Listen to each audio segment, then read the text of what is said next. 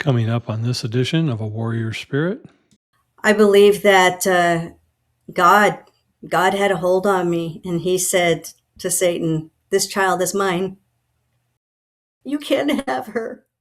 I had a preacher once tell me many of us ask God of all these things, and then we sit and wait on God. We wait on God. But what if God is waiting on us? And when we start to go through the perspective of maybe he's waiting on us to get our shit together and to do our part, then maybe he'll do his part. A Warrior Spirit provides a platform for independent voices, professionals, and thought leaders to share their insights, experiences, and perspectives. The views and opinions expressed by hosts and guests are their own and do not necessarily reflect the views of Praxis 33 or its affiliates. Content shared within this program is intended for informational, educational, and inspirational purposes only. While the host and some guests may be professionals or subject matter experts, the information presented is general in nature and should not replace personalized advice from qualified professionals regarding your individual circumstances. By viewing this program, you acknowledge that any decisions or actions taken based on the content are your own responsibility.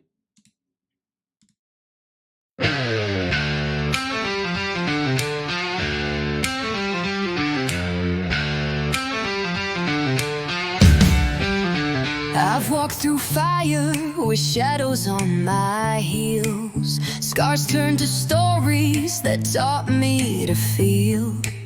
Lost in the silence, found in the flame. Now wear my battle cry without shame.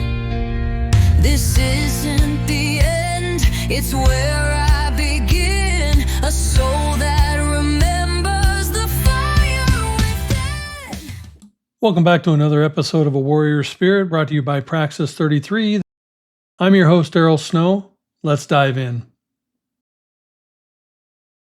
A Warrior Spirit was created for those who have been forged in the fire and have survived the trials and tribulations that their life has given them. My guest today, Angie Rash, is no different. She's a Christian woman who has lived her own trials and tribulations, and by God's grace and mercy is on the other side of it and living her best life. So, Angie, I appreciate you joining me, and thank you to welcome to the show. Thank you for having me. It's an honor to be here. You and I met almost a year ago now, not quite, just a little under, and we were both in a crypto program, but our lives didn't start in crypto. Our lives started much sooner than that. Where did you grow up? I actually grew up in California, born and raised there, and moved to Arizona about 6 years ago. So what brought you to the hotness of the desert? Well, we actually used to come and visit my husband's father, and then we were thinking about getting a board and care for seniors and purchased one. He passed away, and I guess God had other plans for us. It turned out that the facility that we were looking at just wasn't a good fit, and so we just decided to stay here and do other things, and we really like it here. So. Well, I appreciate that we met in our past. I know in the opening I mentioned that you've lived a hard life and had some trials. What was it like growing up in California? Well, I was born in the heart of East LA. So if that doesn't tell you right off the bat, it was, I was the oldest of three daughters. My mother was a single mother trying to raise three girls. And through that process of my teenage lives, I would say, she had gotten married and divorced about 6 different times looking for Mr. Right. Oh, So, wow. yeah. So you had a revolving door of father figures or men coming through your life. What age were you Yeah. when you first had that start to happen? Well, I was gonna, I've done a lot of praying today and just trying to decide how I wanted to share my story. And, one of the things that really stands out as I think back about my life is that because there have been so many trials and tribulations, and it's only been through the grace of God that I've gotten through them all. And, I think about this world and what a spiritual warfare we really are in. Hmm. And I really want people to understand that because I think that a lot of times our lives, um, people might think that they're predestined and that, but we have choices and sometimes we make bad choices and sometimes we have circumstances that are beyond our control. But ultimately, I believe that when we give God the grace, then we can accept his plan in spite of all of the trials that happen in between that, where I think that there's a lot of attacks by Satan, if that makes sense, Oh, right? absolutely. I fully understand that I mean, if you look at the world around us today, and my wife and I talk about this all the time, there's always been tribulation in the world. There's always been trials in the world. I mean, you can go clear back to Adam and Eve, and once they were, expelled from the garden, life has never been easy for any of us. We've all had to walk through our own fires, and every civilization has looked and said, "Oh, this is the end of times and how bad life is." So I don't feel we're that different in 2026, as we were in, the early times. But I think more people are stepping into their spirituality and into the grace of God and into this awakening of all this other stuff around us. And so it makes it feel stronger. It makes it feel like, man, because we're aware now and we're living the awareness. So in that path that you've had to take, what did that look like on your journey? What were some of your early trials that you had to go through?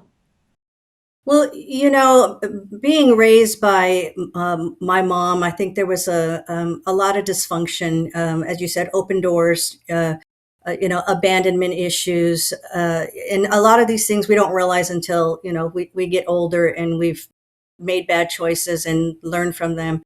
I think there was a time that I used to feel that there was always something missing. I was always looking for something. And I always felt like I was never good enough. Being the oldest daughter, I was raised to take on a lot of responsibility at an early age. And I know that my mom tried to do the best that she could with me, but a lot of it was very, very dysfunctional. And so I just did the best I could to just get through what I consider to be, verbal abuse, even physical abuse. And I got married at 19 to get out of the house, basically. And, I just figured that I knew it all at that age and I was going to live happily ever after. And boy, was I in for a rude awakening. I married somebody that I felt was so much better than me. Being Hispanic, he was the all American white boy that went to college, was educated, and he was about 3 years older than me at the time. I had just graduated, and I used to put him on a pedestal, and I feel like now looking back at that, I identified who I was as being his wife or the children to, the mother to our children. And, we had 4 children together and we were married for 23 years. He was a police officer. But however, in that time, in that relationship, there was a lot of dysfunction within itself. And I think because I was broken and I didn't know it. In early years, I believe that I was an amazing mother.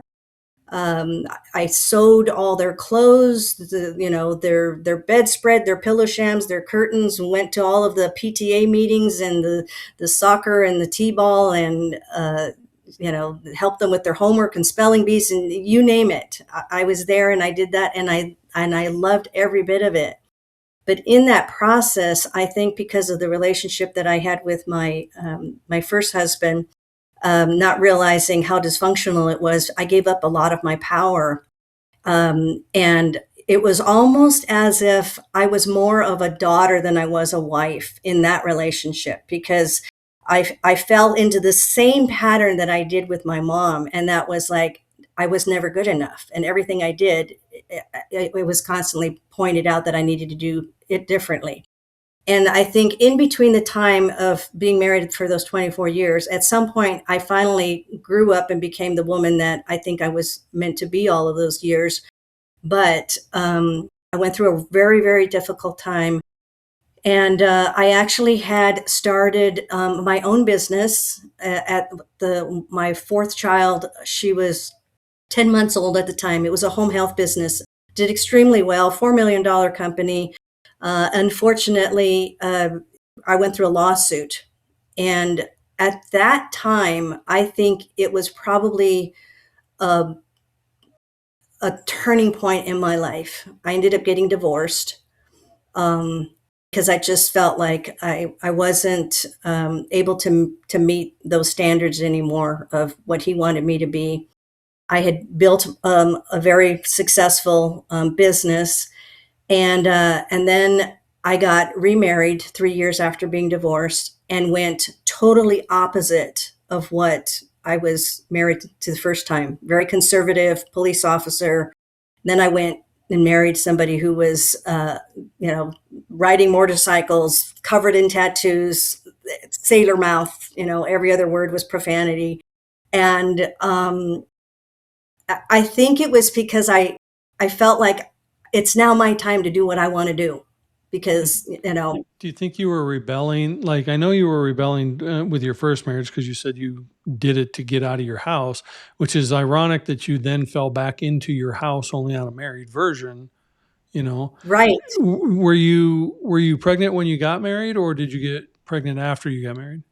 No, I got pregnant afterwards. All of our children were planned, and I mean, from looking out, we were the all American family, but inside, I felt like I was a trophy wife. And my kids were everything.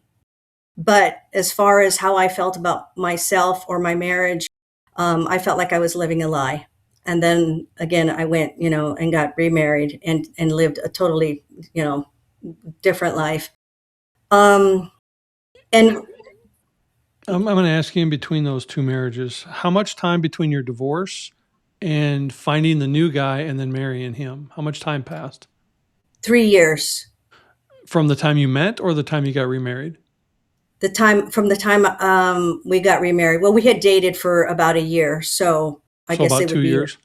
Okay. years. So Yeah, you yeah. had 2 years of trying to figure out who Angie was, but you were still a mom with younger children and still trying to figure all that out. How does someone who lived in the chaos that you lived in build a business that's worth $4 million?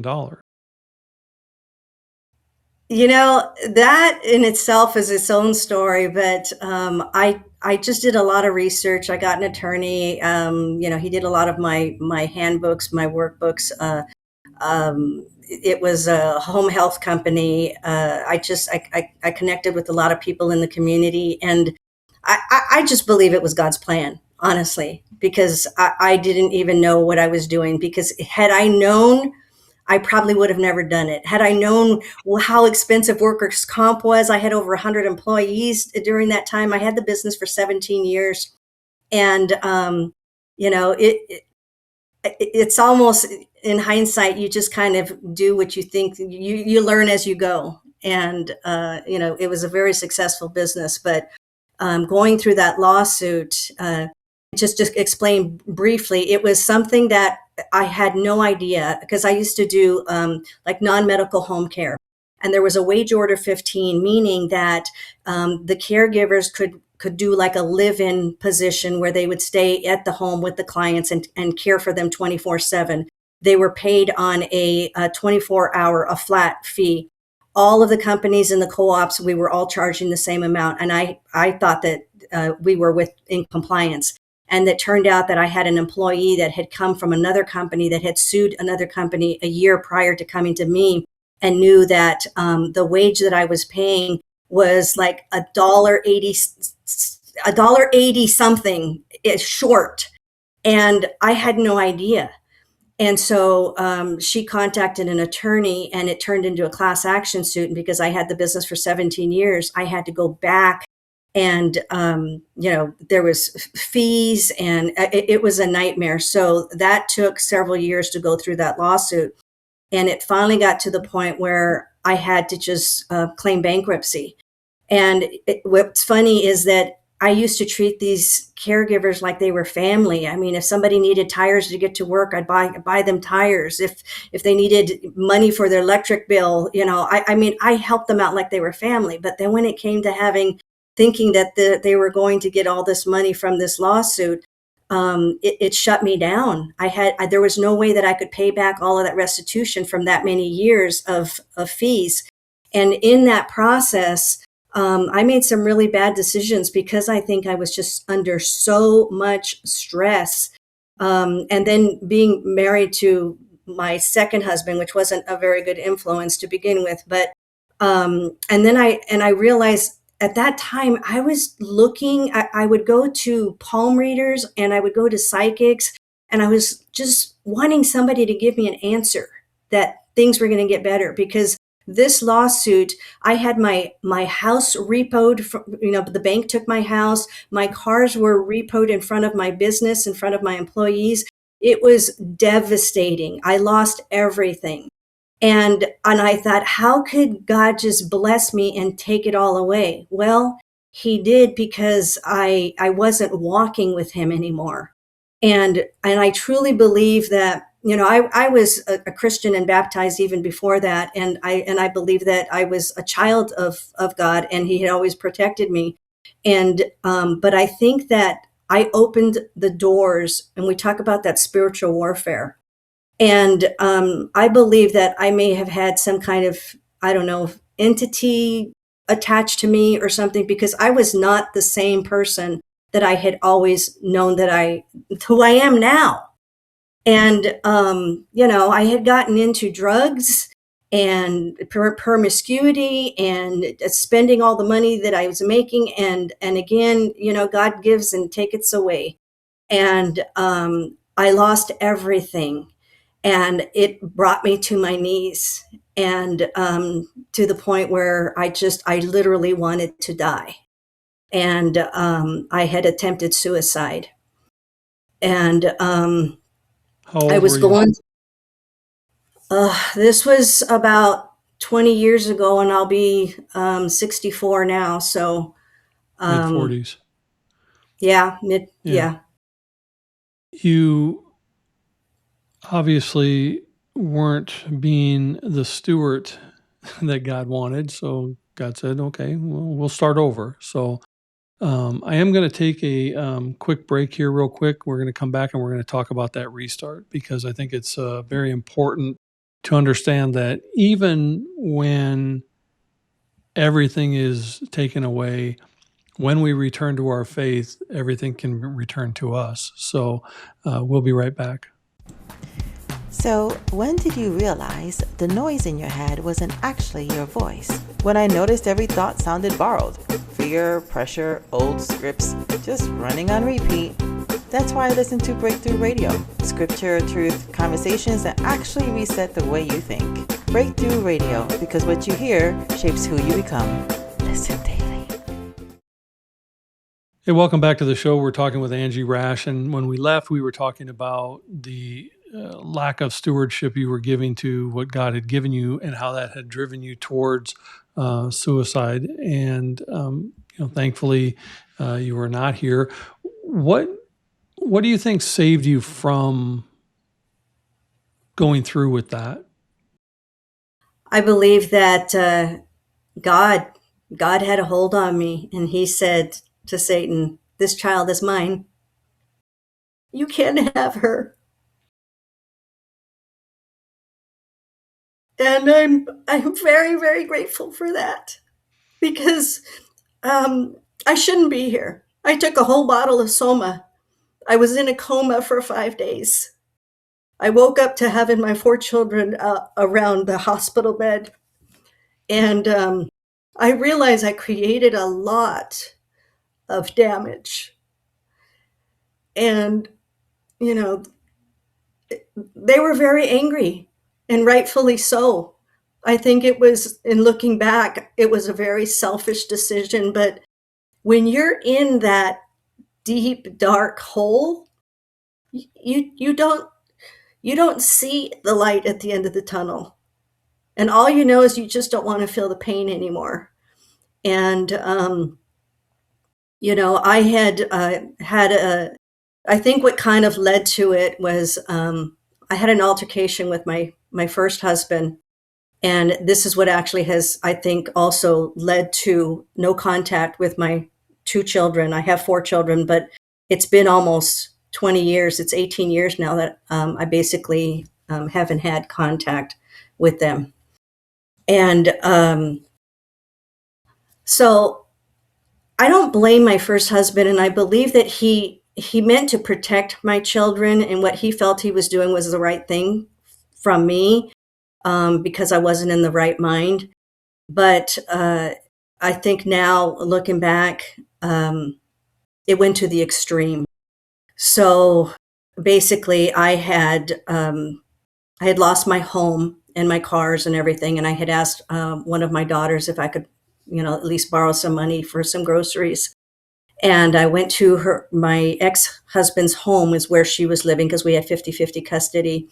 And I didn't realize that he was at the house. And so when he got to the door, he was not happy to see me and said that I needed to leave because nobody had invited me there. And so I tried to explain that I was just there to get some money from my daughter, and it'll only take a minute. And he pushed me. And once he pushed me, I just went red. And I said, okay, I will leave. And as I was getting ready to leave, my car was parked behind his truck. And I went into a rage, and I backed up my car and I rammed it into his truck, and I backed it. And I did that 3 times because I just thought, you will never put your hand on me again.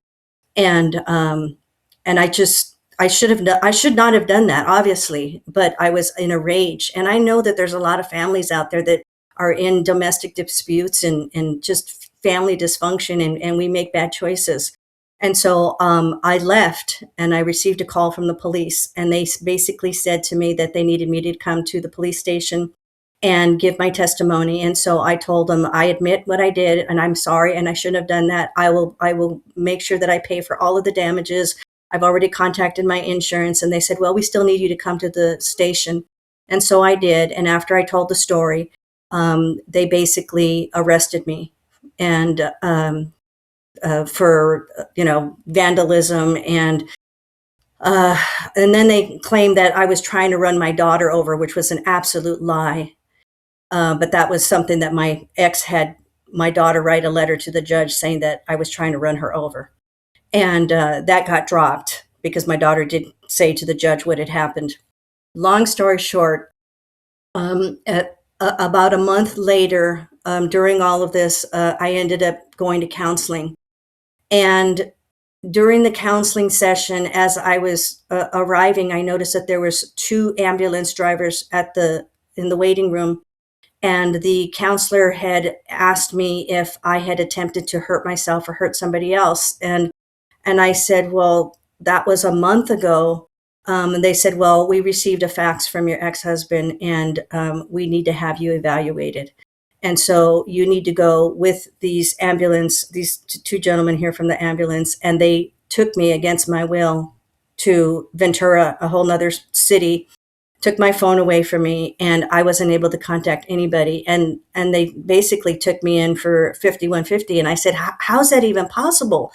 I've been coming to counseling. I've been doing what I've needed to do. I haven't hurt anybody. That was such a long time. For me, it felt like a long time. But nevertheless, I lived in a very small town, and everybody knew everybody there. And so when they received that fax from my ex-husband being a police officer, they felt that they needed to pursue that. Well, turned out that they shouldn't have done that because that was a HIPAA violation. And because it was a month ago, I had not attempted suicide currently, so there was no reason for them to send me. I found that out only after I came back because they didn't want me to sue them. But anyways, what ended up happening was during that time, I was going through the lawsuit. I lost my business, my cars, my home. I was going through divorce from my second husband. And I just, a lot went on during that time. And I realized that I did a lot of damage, and I have for many years now. Like I said, we're almost going on 20 years. For many years, there wasn't a day that would go by that I wasn't in tears, and I felt like I wanted to die again because I didn't have a relationship anymore with my two oldest children. The judge had given my husband custody of our children at that time, and said that I would be able to see my youngest daughter, because everybody else was already 18 and over, my youngest daughter, if he allowed me and gave me permission. And for 6 months, every time I called to try to go and see her, he would tell me that she was either sleeping or had homework, or she was grounded, or she was doing chores, or she wasn't home, and he would not allow me to talk to her. And there was a restraining order against me, and I couldn't see any of them. And it was the hardest time ever. 6 months went by, and I ran into her at the mall with him there. And it was like an instant, like we were a magnet. We just ran towards each other and held each other. And she said, "Mom, why haven't you called me?" And I said, "I have been calling you. But every time I call you, I can't get through to you. Your dad won't let me talk to you." And so I just said, "I just want you to know that I love you. And I'm going to try to get this reversed so that I can get custody, 50-50 custody again." And we went our separate ways. And a week later, I received a letter from the district attorney claiming that I violated my restraining order because I did not have his permission to see her, and he had filed a complaint. And I had to go to court, and I just thought, this is ludicrous. I didn't realize that I needed to ask permission because I just happened to run into her at a mall. And so I went to court and got sent to jail for violating my probation or my restraining order. And I was in there for about 2 weeks, came out. My mother and my ex-husband at that time had picked me up. I had all of my belongings. I went straight to my mom's house. She made me dinner, and then we were going to my house with my second husband. And my mother calls me and says, "The police are on their way to your house. They're looking for you." And I said, "Why? I just got out of jail. What could I have possibly done? What do they want?" She said, "I don't know, but they're on their way." So they showed up at my house. And the police officer said, "You realize that you have a restraining order against you, and you're not supposed to contact any of your family members." And I said, your children or your ex-husband. And I said, "I haven't. I just got picked up, and I've just been at my mom's." And he said, "Well, we need to see your phone because apparently you have attempted to call your daughter." And I said, "No, I haven't." I said, "You could ask, he was still my husband at that time. You could ask him and even my mother." And so they said, "Well, we need to see your phone." And so I gave them my phone because I didn't think I had anything to worry about because I knew I didn't make a call. But apparently there was a call on my phone. And the only thing that I can think of is that it was an automatic redial when I picked up my belongings. And so he said, because it shows that I had attempted to call, there's a call on my phone, they sent me back to jail. And I had to do 90 days. And So you were out for a few hours and then had to go back to jail. yes. Wow. And after that, now you have told this amazing hardship, and going through all that, I can only imagine that it's very easy to rail against God. "Why have you forsaken me? Where are you?" How long did it take you to get reconnected with God? Because I know you as a very strong woman of faith now. I know you're very connected with God. I know you feel very blessed to still be here and through his grace still alive. So I know that side of you.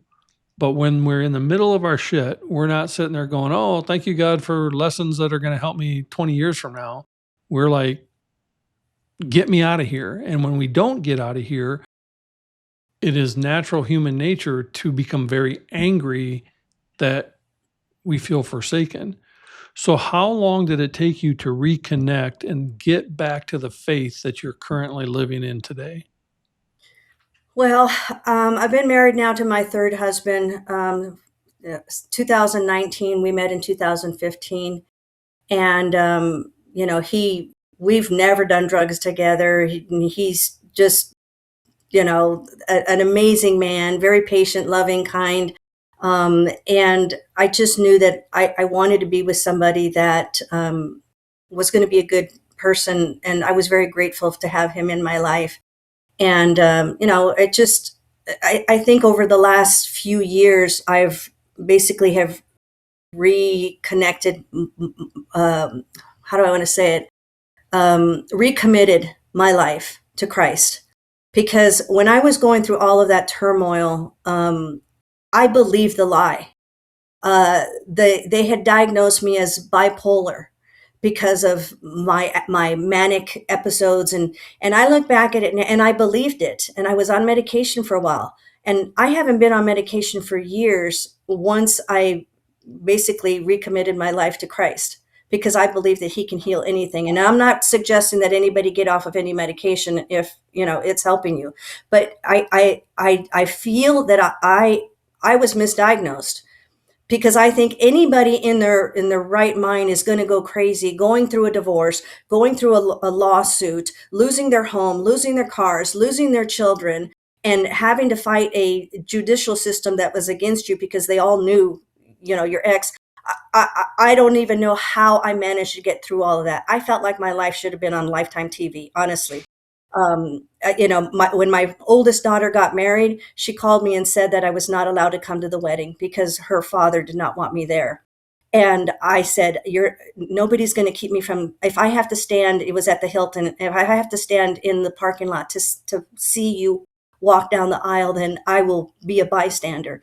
And one of his buddies called me and said, if you show up, you will be arrested because it's a private party and you're not invited. And he had such an impact on my children. And I just believe that anybody that is going through a no contact, you can't possibly forget all of the good things that a parent has done unless you have somebody feeding you about how horrible that person must be. And even if they made mistakes, it doesn't make me who I am. I'm not that person. And even after many years, even just a few years after that whole thing, I took responsibility, and I tried to reach out to them and apologize to them, and I wrote them letters, and I said I was sorry, and I finally got to the point where I got tired of crying every day. I get tired of begging to be their mother and to let me back in. And so 2 out of my 4 children, I've had a relationship with this whole time.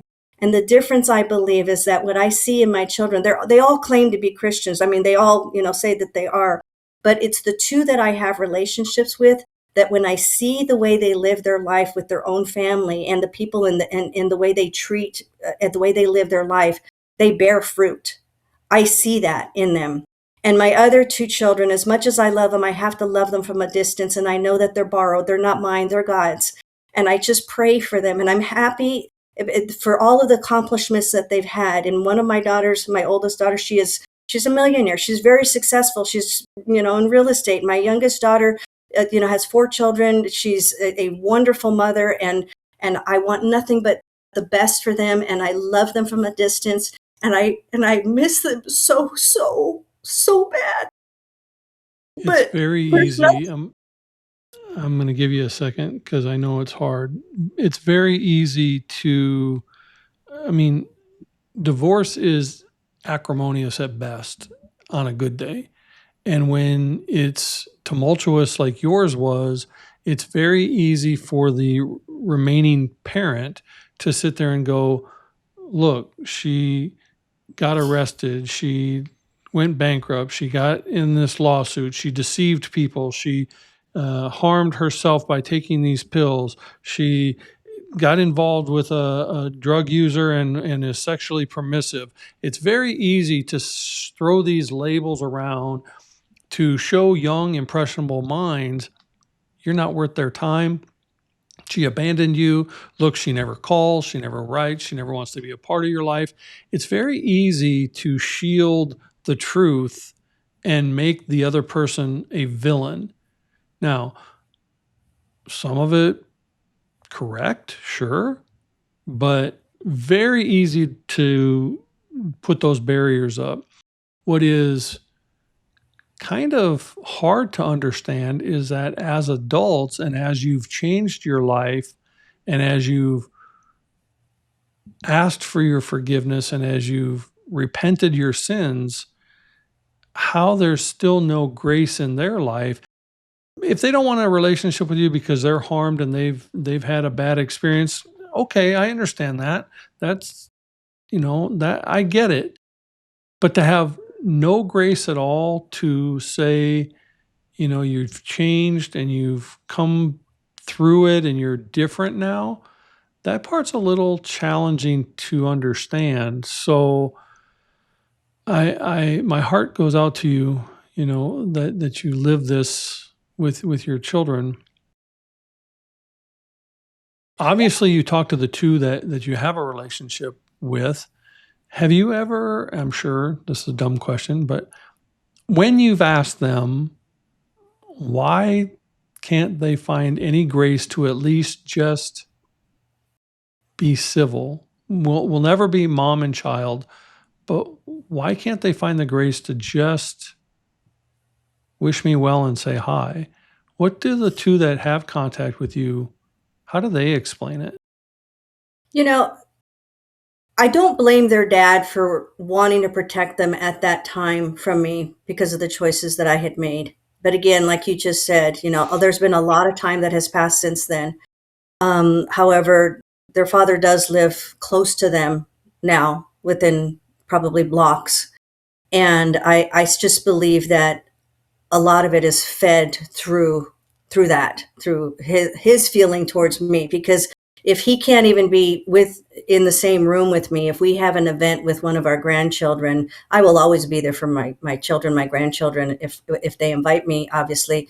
And but he will not show up if he knows that I'm there. So it's coming from, I believe, that source, because if he were to say, you know what, let's just go ahead and let bygones be bygones, and I see that you've changed, you're a different person, I mean, anybody that knows me today knows that I am a Christian, and I give the glory to God in everything I do.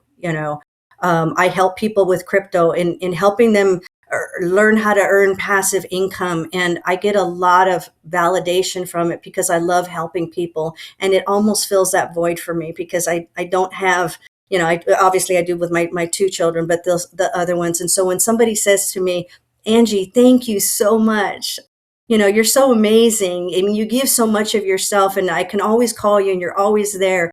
And in one way, I feel like I do almost minister to people through my, of helping them. You and I have had many conversations, spiritual conversations, and I know anybody that knows me has seen that side of me as well.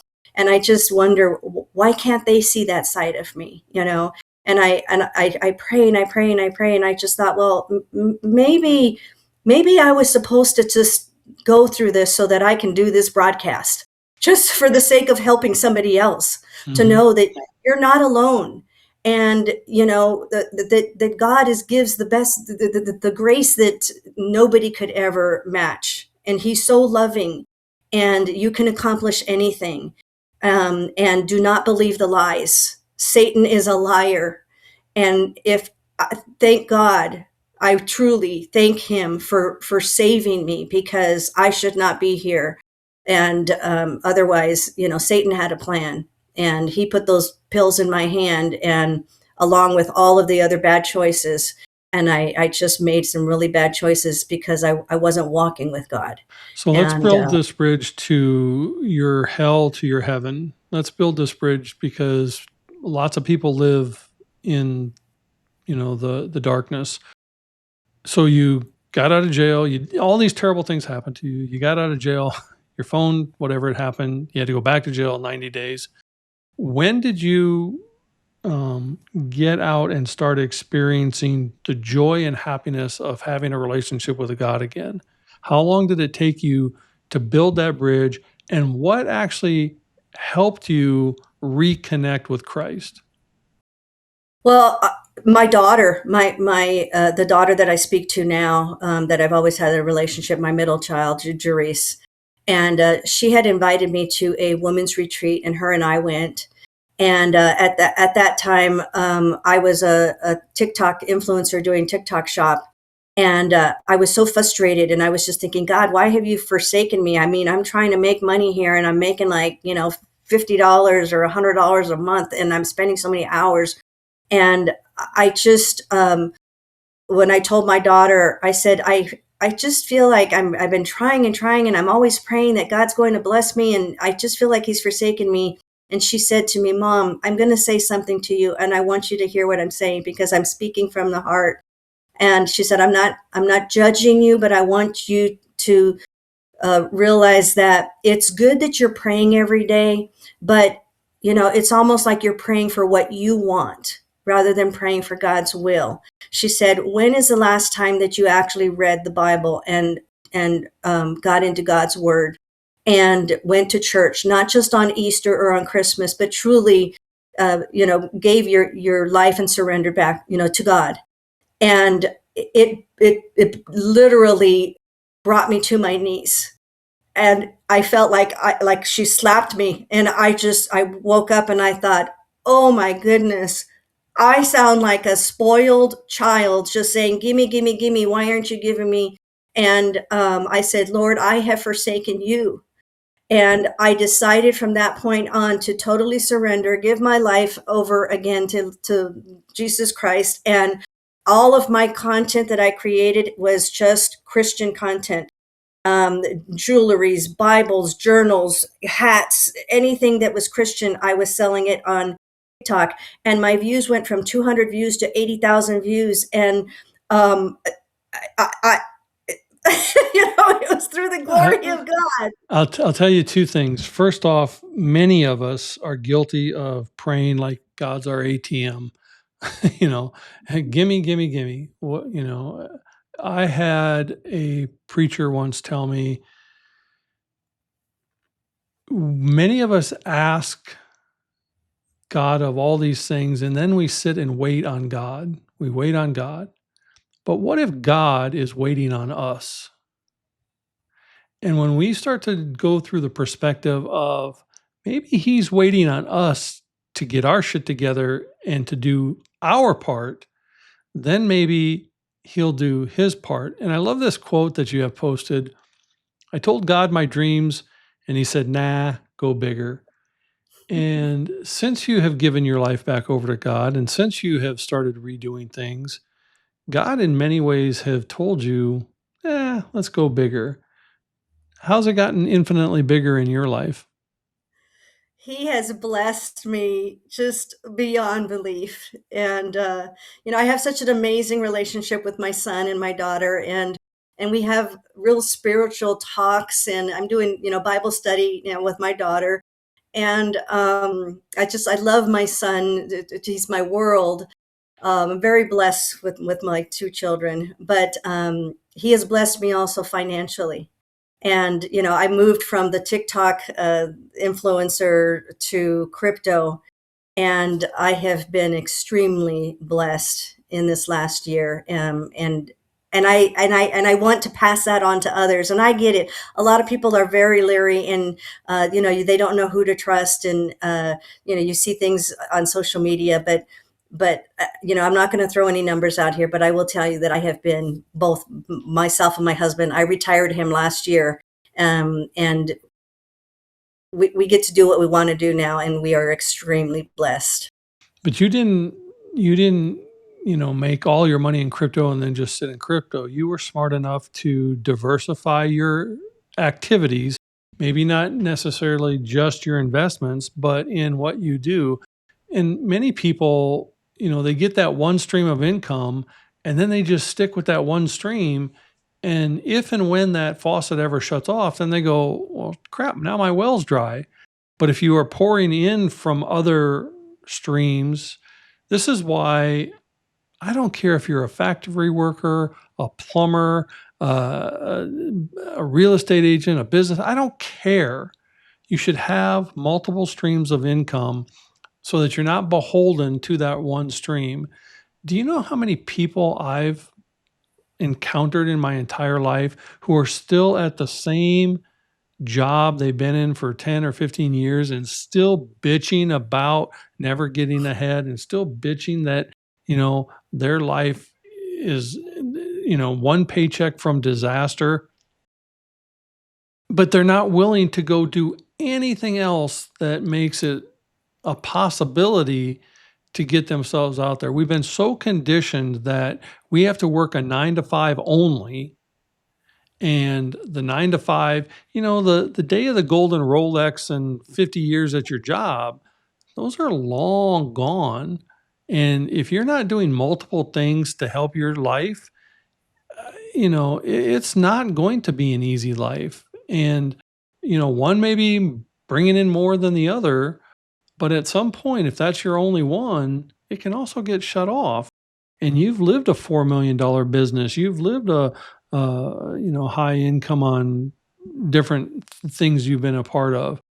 But when you're not the steward that God is trusting you with, He will shut it off. And here's the other part that people don't really understand. They think that wealth is measured in high volume dollars. It's not. It's measured in how you are responsible for what God is blessing you with and how you turn around and help others through that. It doesn't matter if it's $1 or $5 million. My wife and I are by far not doing financially, exalthoods, but I can promise you that we give back any chance we get because we know that it's not ours. Any penny we have has been gifted us by God, and any penny we are told to give back to somebody else, even if it looks like an enormous amount or a crazy amount or not the right time for whatever reasons, we never question that. We just give it because it's not ours. And we fully believe that if we can be a good steward with the little that we have, eventually He'll make us a steward with the big amount too, because we're not looking to be wealthy for ourselves and hoard it all in our own bank. We're looking to use it as the hand of God to bless those around us. And it doesn't always have to be Absolutely. money. Sometimes it can be time. Sometimes it can be energy. Sometimes it can be just doing a charitable act of kindness. And you know what the difference for me today is when I do business and I build relationships with people is I always, again, I put God first because it's Him to open the doors for me. And I ask Him, because I'm nobody. I mean, I feel like I'm a steward, right? Like you said, and it's God being channeled through me. So when I ask Him to open the doors and what His will may be, if He wants me to bless this person and build this relationship, sometimes maybe it's a relationship that I'm supposed to learn something from them. Maybe it might not even necessarily be financial. Other times it's been very obvious that when I've had people in tears and say, Angie, I can't even thank you enough for how that you've taught me, to earn this passive income. And I teach people to diversify and start small and with one project. And then once you make enough there, then you start putting it into another and another and another. I get more satisfaction by knowing that I'm helping people because, I could just teach people and not really be there to help them, so to speak, or I should say, what I've seen is sometimes people will make money off of people in recruiting and not necessarily helping them to learn to do the same thing. And that's not what I want. I want them to have the same success that I have. and truly, truly, truly bless their lives. And that's what gives me the most satisfaction when I see that happen.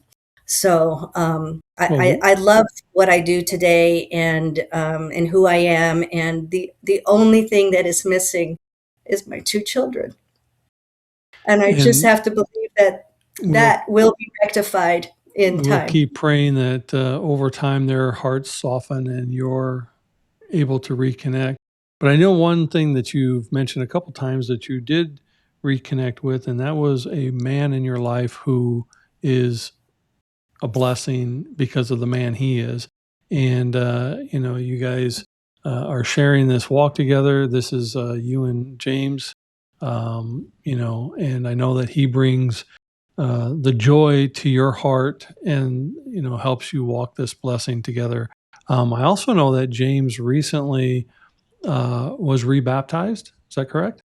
Yes, yes, he was. He was actually baptized for the first time. So he dedicated his life to Christ as well, which is only going to help your guys' walk be even stronger. Yes. So that's a great gift and a great blessing in and of itself. I want to ask you a couple questions though, as we're kind of coming to the end of this journey. And I know that your relationship with God is strong now, and luckily your daughter helped you reconnect and build that bridge. But what do you want your legacy to be? Because you've had a really tough life, and you've lived the highs and you've lived the lows, and you're going to continue to roll uh, into whatever it looks like. But when people look back, what do you want Angie Rash's legacy to look like? I think that I will be remembered most of just being a giving person and helping others. I've helped so many people in different situations, both spiritually and financially, and um, so I was thinking about just all the little things that I've done to help people in one way or another, and I just want to know that I made an impact in their life, and maybe they had a better day because they knew me. I don't know. That's a good legacy. That's a good life to live if that's what we're known for. So you had a relationship with God. You've strayed away from your relationship with God, and now you're back to a relationship with God. How is the Angie who's connected to God today different than the Angie that was connected to Him years ago? Oh my goodness. I feel like I'm much more at peace. I don't have to fill the void with, things that are um, of no worth. I mean, really, I don't, I was just chasing and chasing something to make me feel better. And, uh, and I know I'm loved. I know that I am right where I'm supposed to be. I am who God created me to be. I am strong. I am loving. I am courageous.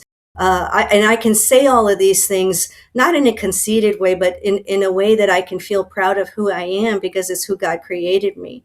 And I don't have to believe the lies that Satan, wanted me to believe. And I don't believe that I was bipolar. Like I said, I mean, it's like if that was the case, I would still be as crazy as they made me out to sound then, right? And I'm not. So, I just I just think that also a lot of times I believe that mental health sometimes is also misdiagnosed people, and I don't know if this makes sense or not, but when I see people that really seem to be crazy and they have mental illness, I think there's a possession there, if that makes sense, right? Again, It's a spiritual warfare. Yeah, it's definitely possible. What I'm going to ask you two final things. What do you want your message to be to whoever's listening to your story today? I want people to know that that God is so good and He is so loving. And even when you feel like you're alone, all you have to do is just talk to Him like you would a friend, and He hears you. And sometimes I see stories or hear these stories of people that say, God, if you're really there, then show yourself to me. And He does, but you have to be looking, you have to be aware of what it is that He's trying to tell you, right? Because sometimes we're looking in the wrong direction. So I would just say, just keep the faith, reach out, talk to Him, and just get reconnected. It's never too late. It's never too late. God is so loving and so forgiving. And so, what does a warrior spirit or having a warrior spirit mean to a warrior like you?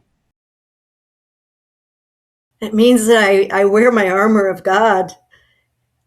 It means that I am proud to be who I am today and that I help others um, through His will, through His love.